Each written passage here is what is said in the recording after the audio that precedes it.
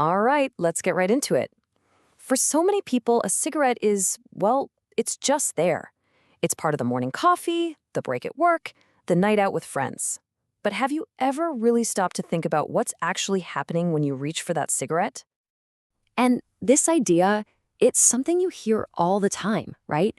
This feeling that a cigarette is a loyal companion, a reliable friend that's with you no matter what. It feels like it makes the good times better and the tough times, well, a little more manageable. So that's the big question, isn't it?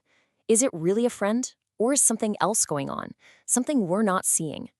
Today, we're going to pull that blindfold off and take a hard look at what's really happening.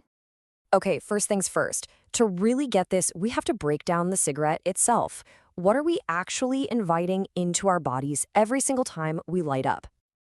I mean, when you look at it, it seems so simple, almost natural. It's just some tobacco leaves rolled up in paper. How bad can that be?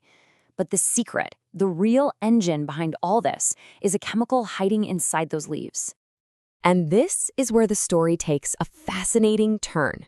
See, nicotine wasn't made for us. It's actually a poison. The tobacco plant created it as a defense mechanism, a natural insecticide designed to paralyze and kill bugs that try to eat it.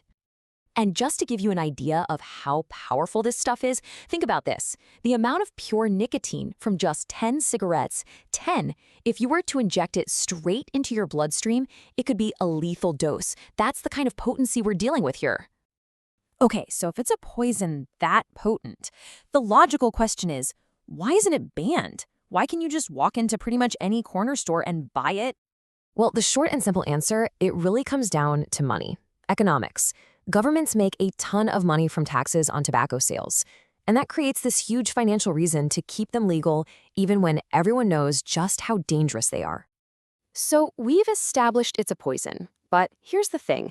The way it works isn't just about physical damage. It's much, much smarter than that. It pulls off this brilliant and frankly devastating hijack of your brain's most basic reward system. And this is a really important distinction to make. This isn't just a bad habit, like cracking your knuckles. No, this is a full-blown chemical addiction, and nicotine is the mastermind, the engineer behind the whole thing.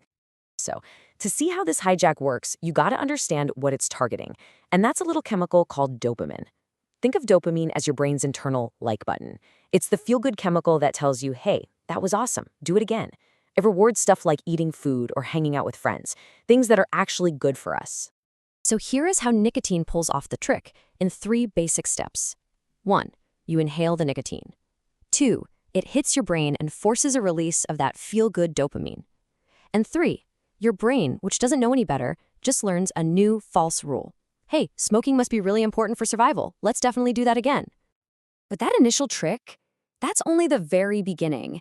Your brain is an incredible learning machine. It adapts to whatever you throw at it. And in this case, that adaptation is what builds a cycle that can feel impossible to escape. See, to deal with this constant flood of nicotine, your brain actually starts to change its physical structure. It builds more and more of these little things called nicotine receptors. The best way to think of them is like tiny docking stations, all sitting there empty, just waiting for a nicotine molecule to land. And this right here explains everything.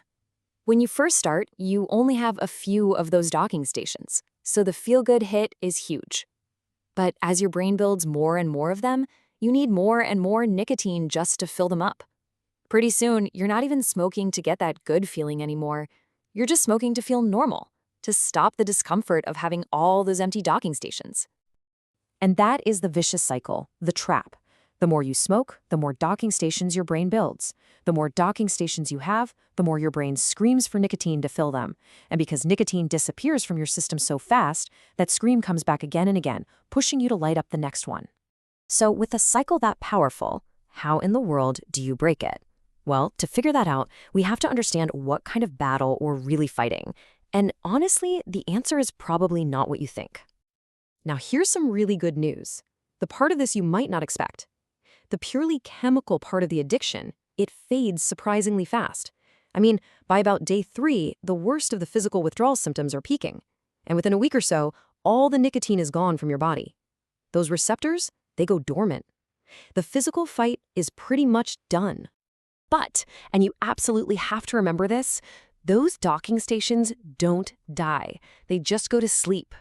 And that means even one single puff, months or even years down the road, can wake them all up instantly. And just like that, the cravings can come rushing back with a vengeance. Which brings us to the real heart of the matter. Beating the chemical addiction is huge. It's the first major step. But it's actually the shorter part of the war. The real long-term battle is psychological. It's all about unwiring those deep connections your brain made between smoking and, well, everything in your life. That's the fight that happens not in our receptors, but in our minds.